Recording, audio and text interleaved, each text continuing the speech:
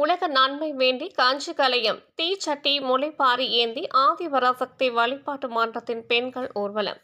காரைக்காலில் இயற்கை இடர்பாடுகளில் இருந்து மக்களை காக்க வேண்டி தீச்சட்டி ஏந்தியும் விவசாயம் செழிக்க வேண்டி முளைப்பாரி தூக்கியும் உணவு பஞ்சம் ஏற்படாமல் இருக்க காஞ்சி கலையம் சுமந்தும் ஆதிபராசக்தி வழிபாட்டு மன்றத்தில் உள்ள பெண்கள் ஆண்டுக்கு ஒருமுறை வழிபாடு நடத்துவது வழக்கம். இந்த ஆண்டு இவ்வழிபாட்டு நிகழ்ச்சியில் 2000க்கும் மேற்பட்ட பெண்கள் கலந்து கொண்டு காஞ்சி கலையம் சுமந்து வழிபட்டனர். செவ்வாடை உடுத்தி வந்த பெண்கள் தங்கள் தலையில் காஞ்சி கலையம் தீச்சட்டி மற்றும் முளைப்பாரிகளை சுமந்து ஊர்வலமாக சென்றனர். காரைக்கால் அம்மையார் ஆலயத்தில் இருந்து தொடங்கிய ஊர்வலத்தை புதுச்சேரி குடிமைப் பொருள் வழங்கல் துறை அமைச்சர் PRN திருமுருகன் துவக்கி வைத்தார். ஊர்வலம் காரைக்காலின் முக்கிய வீதிகள் வழியாக வந்து வழிபாட்டு மன்றத்தை அடைந்தது.